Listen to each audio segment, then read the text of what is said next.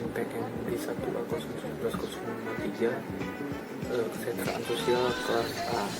Baiklah, kali ini saya ditugaskan untuk menjelaskan sebuah buku yang berjudul Metode Kuantitatif untuk Analisis Kebijakan,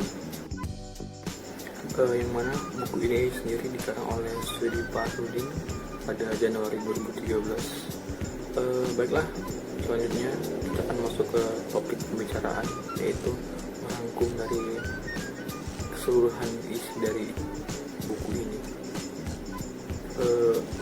Sesuai dengan judul buku ini, yaitu Metode Kuantitatif untuk Analisis Kebijakan. Kita mulai dari apa itu, atau apa definisi dari kebijakan itu sendiri. Pengertian kebijakan itu merujuk kepada 3 hal. Pertama adalah sudut pandang, yang kedua adalah rangkaian tindakan, ketiga adalah peraturan. Ketiga hal atau unsur tersebut menjadi pedoman bagi para pembuat kebijakan untuk merencanakan dan menjalankan kebijakan tersebut. Selanjutnya adalah mengenai analisis kebijakan. Proses dari analisis kebijakan itu sendiri adalah rangkaian kegiatan intelektual yang dilakukan dalam proses kegiatan yang pada dasarnya bersifat politis.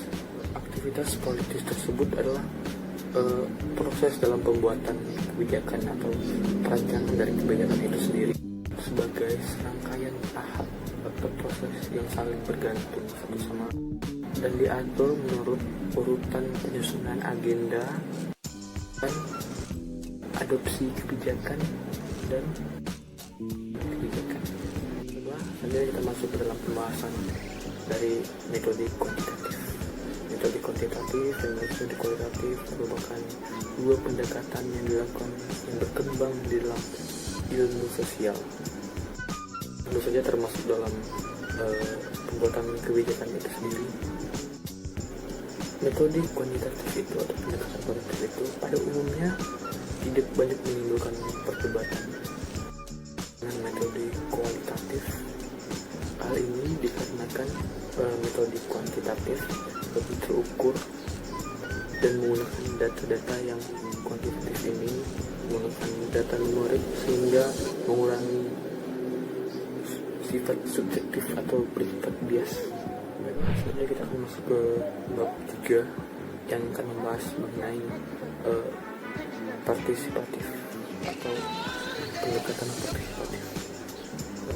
Pendekatan partisipatif atau yang biasa juga disebut dengan partisipatori perkembangan selama 20 tahun belakangan ini dipengaruhi oleh munculnya berbagai macam pendekatan yang mementingkan partisipasi terlibat mana itu adalah dalam masyarakat atau lingkungan yang langsung turun ke lapangan dan pendidikan orang dewasa yang bertujuan untuk memberdayakan masyarakat nanti. Baiklah, selanjutnya kita akan masuk ke bab 4 yang mana yaitu membahas tentang analisis stakeholder.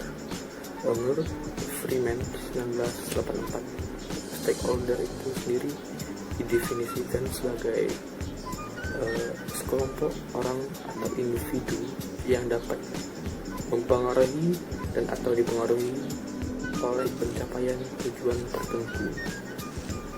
Menurut Ramirez pada tahun 1999, stakeholder itu sendiri didefinisikan sebagai yang memiliki daya untuk mengendalikan pemanfaatan sumber daya. Mereka tidak terkena pengaruh. Kehidupannya dipengaruhi oleh perubahan penggunaan sumber daya itu sendiri. Pembahasan berikutnya adalah perlunya analisis stakeholder. Sangat rumit jika melihat dengan kenyataan. Stakeholder cenderung berada lebih dari satu kategori dan posisi yang tepat pada stakeholder dan interestnya. Kan hal yang penting untuk melakukan analisis. Dengan demikian digunakanlah metode partisipatif untuk menemukan stakeholder yang disebut dengan analisis stakeholder. Baiklah, selanjutnya kita beralih ke bab 5. Di bab 5 ini kita akan membahas di kuantitatif, yang tepatnya pendekatan kuantitatif. Secara umum, terdapat dua tipe pendekatan yang digunakan dalam pengambilan keputusan dan pendekatan kuantitatif. Secara sederhana, pendekatan kualitatif mengandalkan analisis subjektif terhadap suatu masalah. Pendekatan kuantitatif lebih beracu pada yang didasarkan pada matematika yang dibuat. Metode kuantitatif merupakan metode yang digunakan untuk meriset, mengukur secara akurat mengenai suatu hal atau masalah yang dikaji oleh peneliti. Kualitatif lebih berlacu pada fenomena, rincian deskripsi dari suatu hal atau masalah. Baiklah, kita akan masuk ke dalam bab 6, pembahasan bab 6 tepatnya, mengenai contoh dari atau aplikasi dari kebijakan itu mencakup dalam pengolahan jadi gas, limbah padat, dan limbah air yang apabila tidak diolah dengan baik akan menyebabkan terjadinya polusi. Untuk mengolah limbah yang dihasilkan dari produksi pabrik-pabrik kelapa sawit, dan kontrol yang meliputi pengelolaan lahan, pemeliharaan lahan. Ini saya mengambil contoh yang ada di buku, yaitu pengolahan limbah pabrik, buah segar di lapangan, minyak mentah, dan minyak intisan limbah yang begitu padat seperti cangkang, serat, dan lain-lain pada saat ini belum bisa dimanfaatkan dengan baik atau diolah dengan baik secara optimum. Pengolahan limbah perkebunan kelapa sawit akan mendatang sangat perlu memperhatikan stakeholder yang terkait pengolahan limbah perkebunan kelapa sawit. Bahan dari stakeholder itu bisa kita ketahui melalui kebutuhan semua pihak yang bersangkutan, sistem yang sedang dikaji, diskusi para pakar, dan bantuan dari kuesioner.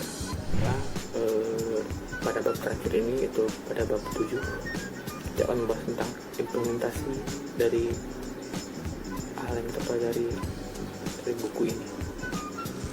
Yaitu bahasan bab 7 adalah implementasi digital, lebih kepada proses penerimaan, implementasian, dan pengembangan kebijakan strategi untuk mencapai keberlanjutan, keberpaduan lingkungan, dan ditegakkan simultan harus dari pembangunan berkelanjutan. Caranya adalah pendekatan fokus terhadap pengelolaan lingkungan yang bersifat komprehensif, lingkungan, dan perhatian terhadap partisipasi masyarakat. Kelanjutan mengandung 3 dimensi: ekologi, ekonomi, dan sosial budaya. Bagian dari way of thinking, tidak hanya menjadi bagian mainstream proses keputusan, juga harus menjadi realitas politik. Itu dia hasil pemaparan saya mengenai buku metode kuantitatif untuk analisis kebijakan. Jika ada salah-salah kata, saya ucapkan mohon maaf, itu saya mohon ampun. Wabillahi taufiq wal hidayah. Wassalamualaikum warahmatullahi wabarakatuh.